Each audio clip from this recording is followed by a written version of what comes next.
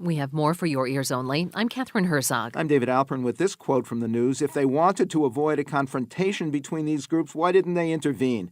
That was Caracas resident Jose Contreras on the failure of Venezuelan police and National Guard to prevent a melee between anti-government demonstrators and a motorcycle gang that killed one soldier and a civilian, which raised to 21 the death toll in continuing protests against the regime of Nicolas Maduro.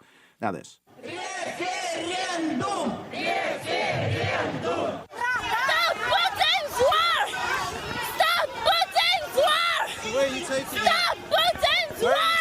This referendum is unconstitutional. And again, as I'm saying, we need to bring the whole discussion into the constitutional field. A pro-Russian crowd chanted outside the Crimean parliament last week, brandishing signs that proclaimed, in English, "Stop assisting fascism in Kiev." Also with international media in mind were the cries, in English, of a topless female counter-demonstrator being dragged off by police. The Ukrainian economy minister was fully dressed while disputing the legitimacy of Crimea's threatened referendum on rejoining Russia, but his argument was at least somewhat undermined by the street violence in Kiev that forced out legally elected President Viktor Yanukovych. To consider the long and contentious connections of Crimea, Ukraine, and Russia, and the dangers for them and the wider world going forward, for your ears only, we're joined by Professor Stephen Miner, director of Ohio University's Contemporary History Institute and expert on Russian, Soviet, and Eastern European history. His books include Between Churchill and Stalin and Origins of the Grand Alliance and Stalin's Holy War. Welcome to the program. Hello, thank you. You've painted a picture of Putin acting more out of anxiety than aggression, anxiety that Ukraine could become a NATO ally right on Russia's border, and anxiety of people power disrupting other areas within Moscow's perceived sphere of influence. Talk about that. Yeah, I think that people are not fully aware that Russia still remains a multinational country. It's not a unified nation state. And there are separatist areas within Russia itself. And I think one of the concerns on the part of Putin is he runs an authoritarian government. He's cracked down on demonstrators in his own country. And he's afraid that, or is concerned, that if Ukraine is allowed to slip away from Moscow's control and domination, this kind of power from below could spread to Russia itself, and Russia could disintegrate. Earlier in the crisis, some analysts said Putin didn't really want to take back Crimea because its big Russian population and Russian naval base gave him unique influence on Ukrainian policy. Was that true? And if so, do you think his calculation has really changed, or is support for the Crimea referendum now just a bargaining chip? You know, when it comes to Putin himself, we're all guessing because we don't know exactly what he's aiming at. He could have maximalist aims and he could have minimalist aims. The maximalist could be to annex eastern Ukraine or Ukraine itself, along with the Crimea. Or it could be that he's using this as a bargaining chip to have some kind of say over what a quasi-independent Ukraine could do. I can imagine him. One hopeful thing in all of this is that he maintains the fiction, and it is a fiction, that these forces are not Russian forces, that they're local self-defense forces. This may be a way of him allowing himself a pullback in exchange for some kind of negotiated compromise. On the other hand, he could be going for the whole of the Ukraine, in which case we're in for some trouble for a long time. Indications in the future indications where he might go can be seen in Georgia, where he's still hanging on to Abkhazia, he's still hanging on to Ossetia, and also in Transnistria, which is also in the west, near Moldova, which is also occupied by Russian troops. So there's precedent for what he's doing in Crimea. Well, that raises the question. People say that the world would not recognize Crimea independent or reattached to Russia, but those areas of the former Soviet Georgia that you mentioned did break away. Russia is the only country that recognized them, but life goes on. What really would be the impact on Crimea if it goes ahead with its referendum and does break away either more or less from Ukraine?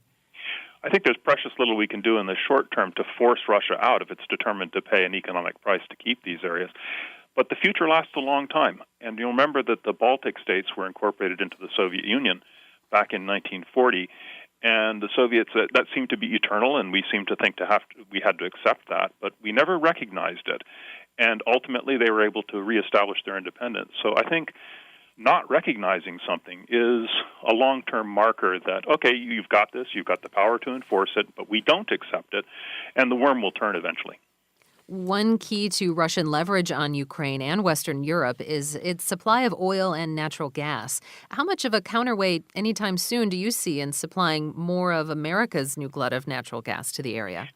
That's a good question. The Russians supply about a third of Europe's needs of natural gas, and of course the United States has all of these new fields of natural gas opening up. But natural gas flows, and the flow has to not be interrupted. You can store it, but you can only store a certain amount. We don't have transmission of natural gas from the United States to Europe. You can do this sort of stuff with liquid natural gas and stuff like that. But the Russians have pipelines, and pipelines are much more economical, and they're much more easy to operate. They flow better, and they can also be shut off very quickly. Meantime, Congress has voted on $1 billion in aid for Ukraine, and the International Monetary Fund is apparently okay with a $15 billion loan. What more outside support could help stabilize the situation and keep Crimea maybe with some more independence?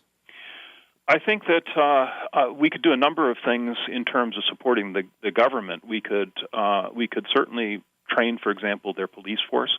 We could also perhaps supply their military and make clear to the Russians that, in fact, you don't go into the ethnically Ukrainian parts or you're going to face some kind of resistance. But I think it's mostly economic assistance that would help, and I think diversifying their energy resources is task number one, because as long as the Russians control that, they can control the lifeline of Ukraine. There seems to be a shift in China's policy on the situation, no longer stressing the importance of Ukraine's territorial integrity. But doesn't China also have to worry about encouraging breakaways among its own many ethnic and geographic constituencies? You're right. They're stuck in a contradiction. They have separatist movements in Xinjiang and in Tibet, and they don't want to encourage separatism. But this is separatism of Ukraine, and they see Ukraine really as a traditional part of a Russian geostrategic space. And so they don't see this as separatism. They see this rather as restoration, I think.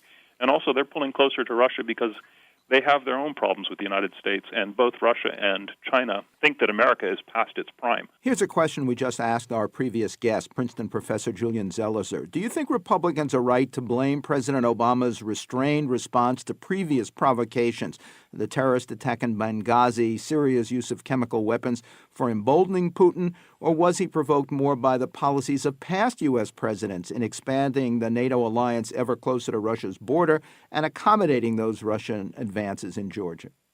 I think to say that Obama's past performance has emboldened Putin is sort of simplistic. He has expressed his contempt for Obama quite openly. He has been worried about the expansion of NATO from Obama's predecessors. I think Obama's earlier moves in canceling the anti-missile deployments in Poland and in the Czech Republic was a strategic mistake, and it's something that he'll probably now have to rectify. But right now, I don't think anybody, even the most formidable of presidents, could have a whole lot of tools in his tool bag to force the Russians to act quickly to disgorge Crimea. Professor Stephen Miner is director of Ohio University's Contemporary History Institute. His books include Between Churchill and Stalin and Origins of the Grand Alliance and Stalin's Holy War. Quote from the news, "She screamed terribly and yelled for help. Then it was bang, bang, bang, bang." That was Michelle Berger, neighbor of South African Olympian Oscar Pistorius, testifying at his trial for the fatal shooting of girlfriend Reva Steenkamp. Next, more on the IMF's double-edged financial sword, for your ears only.